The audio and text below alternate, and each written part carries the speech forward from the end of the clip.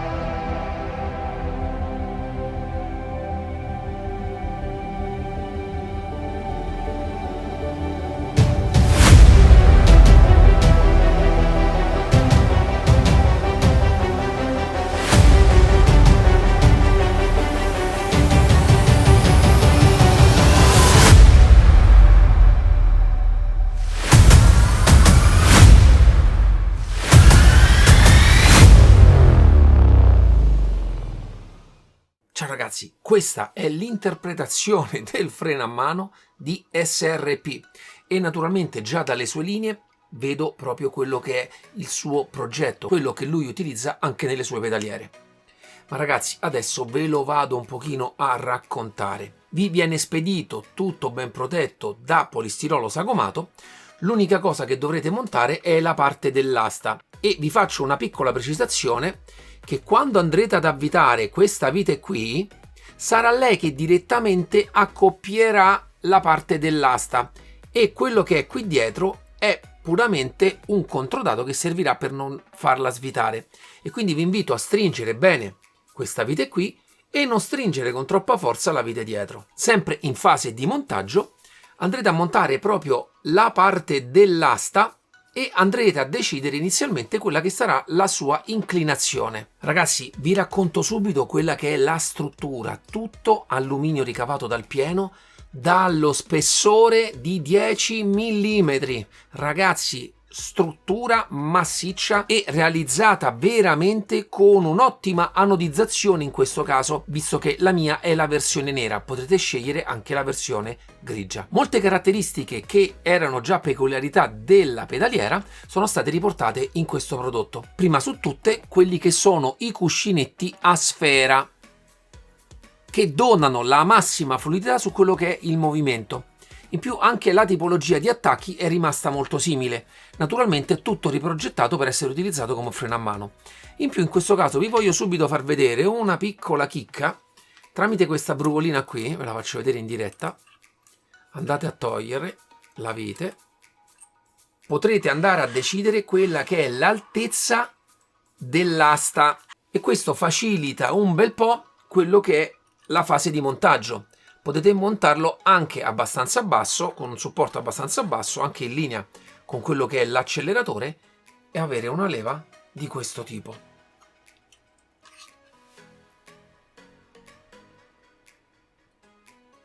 Tutto sempre con un progetto inamovibile, senza nessun tipo di gioco da nessuna parte. Ma adesso la rimetto come era prima. Un aspetto che mi è sempre piaciuto di questo genere di progetti, ragazzi, sono le anodizzazioni. Vi faccio vedere, qui sopra c'è questo piccolo adesivo in plastica con la scritta SRP, ma la qualità dell'anodizzazione. In realtà potete scegliere anche diversi tipi di colorazioni, ma vi faccio vedere la qualità con cui è lavorato e la qualità dell'anodizzazione. Veramente ben realizzato. Come vi ho detto, poi potrete decidere tramite questi fori qui diversi livelli anche di inclinazione dell'asta. Come vedete ci sono dei fori sopra e sotto e questo vi permetterà veramente tantissimi tipi di inclinazione e questo quindi renderà possibile anche un montaggio totalmente in verticale con l'asta messa in questa direzione. Vi faccio vedere poi come sempre delle piccole attenzioni che vengono date da David nei suoi prodotti, ci sono anche nei pedali questa brucolina qui che serve a serrare nel modo più corretto l'asta e eliminare, nel caso si formino, dei piccoli giochi laterali. Preciso sempre anche la tipologia dei cuscinetti utilizzati, sono sempre di altissima qualità e danno anche longevità a quello che è questo progetto. In più vi faccio vedere, c'è nella parte sotto qui un piccolo pad che ne va a tutire praticamente totalmente il rumore. Quindi non avete rumore in fase di trazione ma nemmeno nella fase di rilascio. Arriviamo poi a quella che è la reale peculiarità dei suoi prodotti ed è il sistema che ne dà il feedback e in realtà aiuta l'elettronica a lavorare. E sono, ragazzi, questi pistoni qui. In realtà già da un po' SRP ha iniziato a creare dei pistoni su sue specifiche. E questo, come vedete, ha una forma un pochino più corta rispetto a quello che ci sono delle pedaliere, specifica per l'utilizzo freno a mano. E ragazzi, vi vado a dire già che il feeling che ha questo freno a mano nella pressione, nella parte di fine corsa, è strepitoso. È totalmente diverso da qualsiasi altro freno a mano che io ho provato e vi dico che è anche strepitoso, anche guardato in confronto di freno a mani totalmente idraulici, soprattutto nella parte finale. Questo perché in questo genere di progetto c'è la totale assenza anche di elastomeri, nonché in progetti idraulici che utilizzano elastomeri, dal mio punto di vista si sente effettivamente l'elastomero perché c'è tutto prima un sistema idraulico, ma la sensazione che dà questo genere di pistone alla pressione, ma in realtà anche sulla pedaliera, ragazzi, è molto particolare, è davvero molto bello. A mio avviso io lo reputo proprio come il marchio di fabbrica di SRP, il suo fiore all'occhiello. Dovete provarlo per capire il tipo di sensazione e io invito chiunque abbia anche una sua pedaliera e conosca il feeling che c'è sul freno a provare a descriverlo qui sotto in descrizione, perché è difficile e riprodotto in un freno a mano e utilizzato con le mani in cui si ha ancora più sensibilità rispetto a quello che è il piede con una frenata. Ragazzi, è fluidissimo, è molto bello. Quando si crea la camera d'aria nella parte finale e quindi andate a fare l'ultima parte di sforzo quando il freno a mano è quasi bloccato, è molto bella la sensazione che dà tra le mani. Naturalmente il pistone funziona con un sensore di pressione e naturalmente in realtà proprio il sistema che utilizza David credo che sia il suo segreto, anche perché non riesco veramente a capire come si possa fare per avere anche la parte di ritorno. Cioè so come funzionano, vedete, ci sono queste qui, sono delle piccole valvoline che permettono all'aria di entrare e uscire, ma questo riguarda la camera d'aria che sta nella parte frontale. Ma il vero segreto di SRP, che non riesco a far uscire dalla bocca di David, sia nella parte di camera d'aria nella parte dietro. Naturalmente per la fase di ritorno è aiutato da questa molla qui. Tutto poi si va a unire all'asta con questo giunto cardanico di generose dimensioni, perché ragazzi questo è un prodotto costruito anche per durare nel tempo. Vi dico che l'effetto nelle mani è davvero bello. Vi vado a descrivere anche un'altra piccola attenzione nella piastra sotto. Come vedete ci sono i fori per poter essere montato praticamente su qualsiasi tipo di postazione. In più molte carine sono queste asole qui, che vi permettono di montarlo sia magari anche con 4 dadi, ma in realtà, come vedete dalla loro forma, permette anche un montaggio e dargli una rotazione. Quindi quando lo utilizzate, anziché magari montarlo dritto per dritto, lo ruotate leggermente verso di voi e di lato vi risulta molto più comodo poterlo azionare.